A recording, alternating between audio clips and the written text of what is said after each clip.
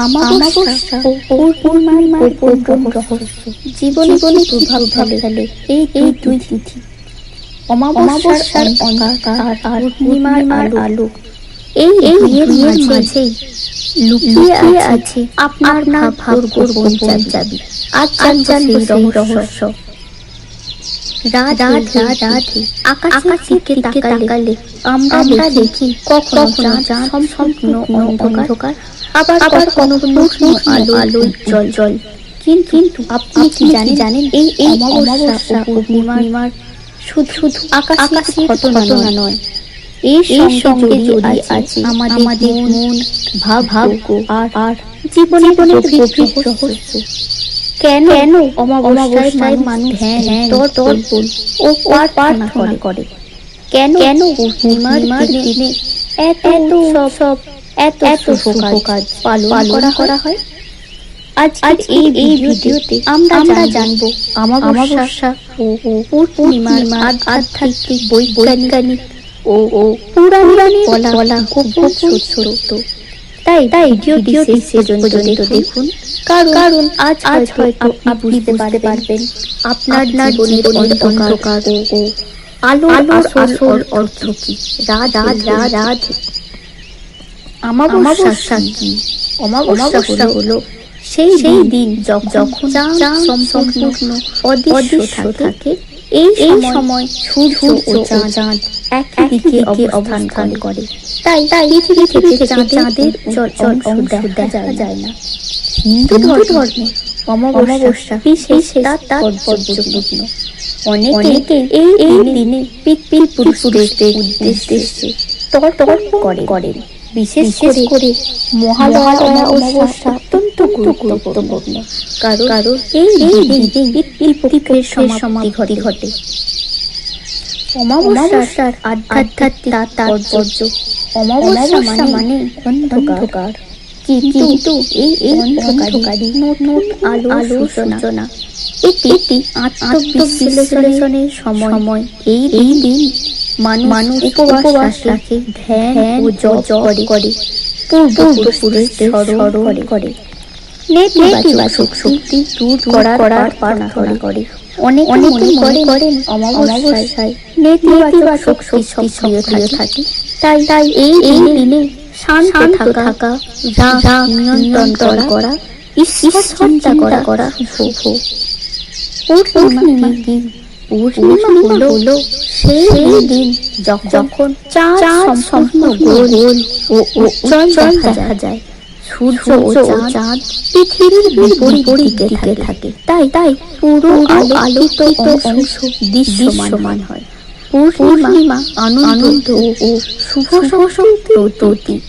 অনেক গুরুত্বপূর্ণ ধর্মীয় উৎসব পূর্ণিমায় পালিত হয়, যেমন দোল পূর্ণিমা, বুদ্ধ পূর্ণিমা, গুরু পূর্ণিমা। পূর্ণিমার আধ্যাত্মিক শক্তি। পূর্ণিমা মানে আলো, ইতিবাচক শক্তি ও মানসিক স্বচ্ছতা। অনেকে বলেন এই দিনে মন বেশি সংবেদনশীল হয়। ধ্যান করলে মন দ্রুত একাগ্র হয়। অনেক সাধক পূর্ণিমায় বিশেষ সাধনা করেন। বৈজ্ঞানিক দৃষ্টিতে অমাবস্যা ও পূর্ণিমা চাঁদের অবস্থানের কারণে পৃথিবীর জোয়ার-ভাটা নিয়ন্ত্রিত হয়। পূর্ণিমা ও অমাবস্যায় সূর্য, চাঁদ ও পৃথিবী সরলরেখায় থাকে। তাই সমুদ্রের জোয়ার বেশি হয়। পূর্ণিমায় মানুষের ঘুমের ধরনে সামান্য পরিবর্তন হতে পারে। যদিও এর প্রমাণ পুরোপুরি নিশ্চিত নয়, তবে চাঁদের আলো ও মধ্যাকাশ শক্তির প্রভাব বিজ্ঞানীরাও অস্বীকার করেন না। ধর্মীয় ও সাংস্কৃতিক গুরুত্ব। ভারতীয় পুরাণে চাঁদকে চন্দ্রদেব বলা হয়। তিনি মন ও আবেগের অধিপতি। তাই চাঁদের পরিবর্তন মানুষের মানসিক অবস্থার উপর প্রভাব ফেলে বলে বিশ্বাস করা হয়। অমাবস্যায় অনেকে গুরু পুরাণ অনুযায়ী পিতৃ শ্রাদ্ধ করেন। আবার পূর্ণিমায় ভগবদ্গীতা পাঠ, নাম জপ ও কীর্তন করা অত্যন্ত শুভ বলে ধরা হয়। অমাবস্যা ও পূর্ণিমা জীবনের শিক্ষা, জীবন চাঁদের মতো, কখনো অন্ধকার, কখনো উজ্জ্বল। অমাবস্যা আমাদের শেখায় অন্ধকারকে ভয় পেও না, পূর্ণিমা শেখায় আলো পেলে অহংকার করো না। যখন জীবনে ব্যর্থতা আসে সেটা অমাবস্যার মতো মনে হয় সব শেষ, কিন্তু মনে রাখবেন অমাবস্যার পরে আবার বাড়তে শুরু করে। ঠিক তেমন কষ্টের পরে সাফল্য আলো আসে। আর পূর্ণিমা যখন আপনি সাফল্য শিখরে তখন নম্র থাকুন, কারণ চাঁদ পূর্ণিমার পর কমতে শুরু করে। অমাবস্যায় কি করবেন? পূর্বপুরুষদের জন্য প্রার্থনা, গরিবদের দান, সন্ধ্যায় প্রদীপ চালানো করুন। ধ্যান ও জপ। পূর্ণিমায় কি করবেন? চাঁদের আলোয় কিছুক্ষণ ধ্যান করুন। লক্ষ্মী অথবা নারায়ণের পূজা করুন। ইতিবাচক সংকল্প গ্রহণ করুন। পরিবার নিয়ে একসাথে প্রার্থনা করুন। অমাবস্যা ও পূর্ণিমা আমাদের মনে করিয়ে দেয় আলো ও অন্ধকার দুটোই জীবনের অংশ।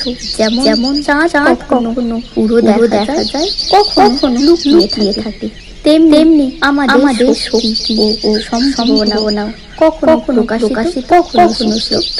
আপনি যদি অমাবস্যার অন্ধকারে থাকেন, ধৈর্য ধরুন, পূর্ণিমার আলো আসবেই।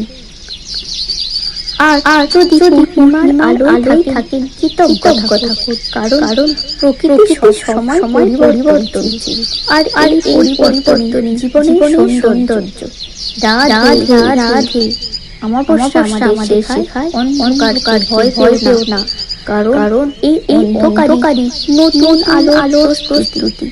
আর পূর্ণিমা শেখায় আলো পেলে কৃতজ্ঞ থাকো, নম্র থাকো, কারণ জীবনে সবকিছুই পরিবর্তনশীল।